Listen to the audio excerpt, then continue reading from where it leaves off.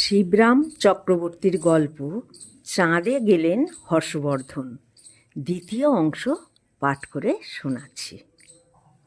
দিন কয়েক বাদ পাক সার্কাস দিয়ে কোনো এক বিশেষ কাজে যাচ্ছিলাম। বেশ ভিড় জমেছিল এক জায়গায়, মেলার ভিড়। মেলায় মানুষ আমার সহ্য হয় না। পাশ দিয়ে এড়িয়ে যেতে গিয়ে দেখলাম চাঁদু এক ধারে দাঁড়িয়ে চোখের জল মুছছে। কী রে, কী হয়েছে? আমি শুধাই। এখানে দাঁড়িয়ে কাঁদছিস কেন? বাবা হারিয়ে গেছে, চোখের জল মুছে সে জানালো। বাবা হারিয়ে গেছে কি রে? আমি হাসলাম। তুই হারিয়ে গেছিস বল? না, আমি হারাইনি, আমি ঠিক আছি। মেলা দেখতে এসেছিলাম আমরা, আমার হাত ধরেই যাচ্ছিল তো বাবা, কখন যে হাত ছাড়া হয়ে গেল টেরই পেলাম না। ডাকিসনি বাবাকে? ডাকছি তো, কখন থেকেই ডাকছি, সাড়া পাচ্ছি নে। সাড়া পাচ্ছিস নে? পাবো না কেন? সে বিরস মুখে জানায়, অনেক সাড়া পাচ্ছি, তবে তারা কেউ আমার বাবা নয়।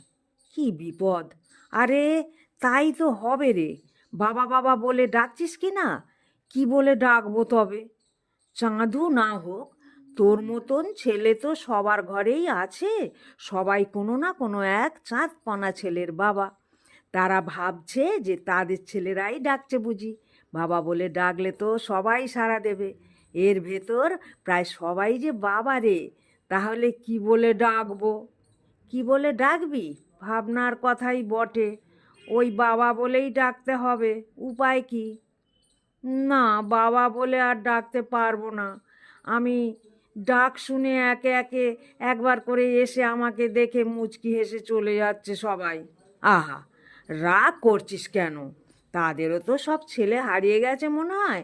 মানে ছেলেরা হারায়নি, মেলায় এসে ভিড়ের ঠেলায় ছেলের হাতছাড়া হয়ে তারাই সব হারিয়ে গেছে, তাই এমনটা বুঝেছিস? তাহলে কি হবে? তুমি আমায় বাড়ি নিয়ে চলো মামা। সে কি রে? শুনেই আমি চমকাই।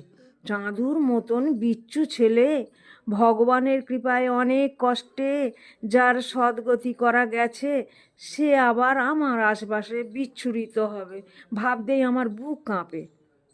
তা কি হয় না কি রে? আমাদের বাড়ি যাবি তুই? কেন? মামার বাড়ি কি যাওয়া যায় না নাকি? কেউ কেউ যায় না? আরে আমি আবার তোর মামা কিসের, পুষ্যিপুত্তুর হয়ে তোর গোত্রান্তর হয়ে গেল না?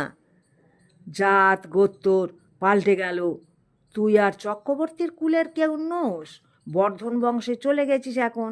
দিনে দিনে শশীকলার ন্যায় সেখানে বর্ধিত হবি। শশীকলা মানে? চাঁপা কলার থেকে কাঁঠালি কলা হয়ে বর্তমানে দাঁড়াবি আর কি।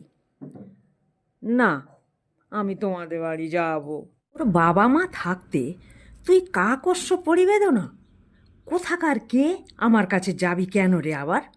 তুই কি আর অনাথ বালক নাকি? বাবাকে পাচ্ছি না যে। আবার ওর চোখে জল গড়ায়। কি করব? এক কাজ কর, নাম ধরে ডাক না হয়, আমি বাতলাই শেষটায় হর্ষবর্ধন বলেই হাঁক পার, তাহলে আসল বাবার সাড়া পাবি। কানে তার গেলেই হলো একবার, হর্ষবর্ধন, হর্ষবর্ধন বলে দুবার ডাক ছাড়ে সে। তারপরে বললে, এটা কি ঠিক হচ্ছে মামা? আবার মামা? আমি তোর মামা নই রে। গোত্রান্তর কাকে বলে বুঝতে পারছিস না বুঝি? ভীষণ খারাপ।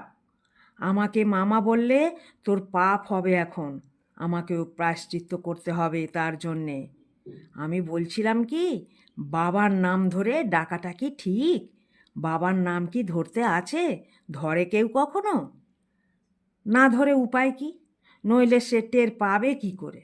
সারাই বা পাবি কেমন করে? তখন সে নিজেই ঠিক করে নিয়ে ভদ্রতা বাঁচিয়ে বোধহয় চিৎকার ছাড়ল, হর্ষবর্ধন বাবু, হর্ষবর্ধন বাবু। এক নাগাড়ে চলতে লাগলো তার হাঁক ডাক। তারপর নিজেই আবার পাল্টে নিয়ে বলল, হর্ষবর্ধন বাবা, হর্ষবর্ধন বাবা। এইভাবে ধারাবাহিক চলল। হর্ষবর্ধন বাবু, হর্ষবর্ধন বাবা, হর্ষবর্ধন বুবা, হর্ষবর্ধন বুবু। চিৎকারের সঙ্গে বুৎকার মিলিয়ে সে এক এলাহি ব্যাপার। হর্ষবর্ধন তেড়ে ফুঁড়ে বেরিয়ে এলেন মেলায় থেকে। বেরিয়েই ঠাস করে চর বসালেন ওর গালে। হতভাগা ছেলে, বাপের নাম ধরে ডাকছিস? এত বড় বুড়ো ধাড়ি ছেলে লজ্জা করে না? আমি কৈফিয়ত দিয়ে বোঝাতে যাচ্ছি, উনি আমার ওপরেও চোট ঝাড়লেন। এমন ছেলে আমার চাই নে মশাই, নিয়ে যান আপনার ছেলেকে। পোষ্যপুত্রের নিকুচি করেছে, চাইনি আমার পুষ্যিপুত্তুর।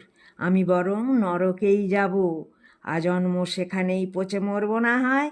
আর জলপিণ্ডির দরকার নেই আমার, 7 জন্ম আমি নরকে পচব, তবু এমন ছেলের মুখদর্শন করব না আর।